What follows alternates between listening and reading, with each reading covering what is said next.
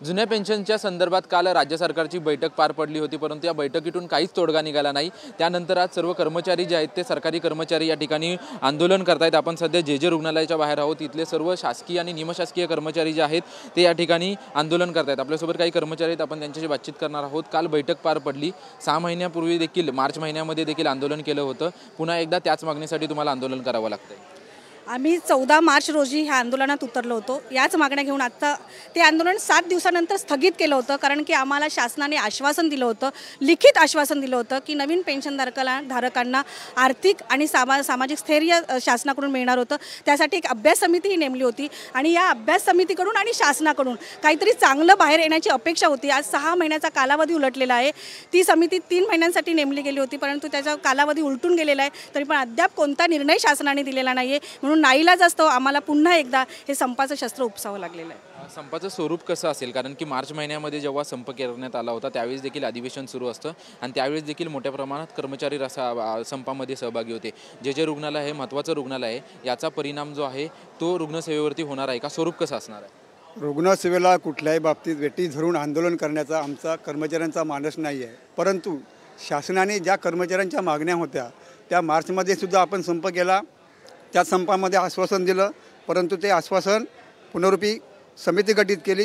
3 महिन्यामध्ये निर्णय देऊ अशा प्रकारचं आश्वासन दिलं होतं, परंतु तरीही त्या ठिकाणी प्रशासनाने आणि शासनाने दखल घेतली नाही। म्हणून पुनश्च आपल्याला 14 डिसेंबरपासून राज्यातील 17 लाख कर्मचारी ह्या संपामध्ये उतरलेले आहेत आणि ह्या संपाच्या पार्श्वभूमीवर जी महाराष्ट्राचे मुख्यमंत्री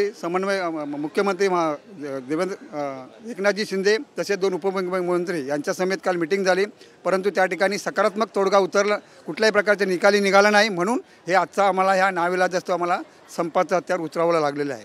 6 महिन्यापूर्वी देखील अशाच बैठका पार पडत होत्या। विधानभवनामध्ये देखील मुंबईमध्ये बैठक पार पडली होती। काल नागपूरच्या विधानभवनामध्ये बैठक पार पडली, तोडगा निघाला नाही। त्यावेळेस देखील तीच आश्वासन दिली होती, पाळण्यात आली नाहीत। पुढे आंदोलनाचं स्वरूप कसं असेल, आंदोलनाची रूपरेषा कशी असेल?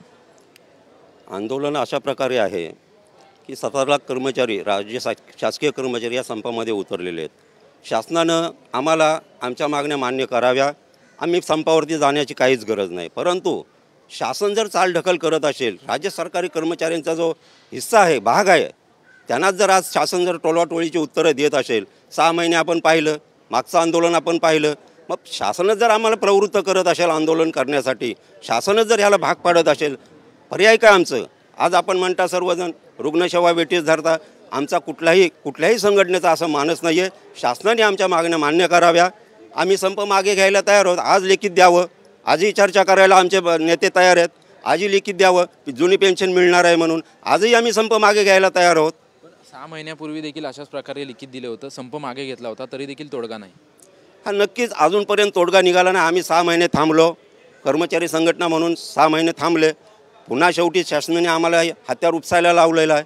शासनाने निर्णय द्यावं एवढीच आमची अपेक्षा आहे। कधीपर्यंत माझा संप कधीपर्यंत सुरू राहणार या जुन्याच मागणीसाठी? जोपर्यंत आमच्या मागण्या मान्य होत नाही, शासनाने जुनी पेन्शन योजना डिक्लेअर करत नाही, लेखी देत नाही, तोपर्यंत हा संप चालूच राहणार। आमच्याशी बातचीत केल्याबद्दल आपण पाहतोय की या ठिकाणी जे रुग्णालयाच्या बाहेर जे ते शासकीय निमशासकीय कर्मचाऱ्यांचा संप सुरू आहे। जोपर्यंत आम्हाला शासन लिखित स्वरूपात देत नाही तोपर्यंत अशीच आमचा संप जो आहे तो सुरू होईल, अशी प्रतिक्रिया जी आहे ती ह्या कर्मचाऱ्यांनी दिलेल्या आहेत। कॅमेरामॅन हरी नेगीसह निवृत्ती बाबर, TV9 मराठी, मुंबई।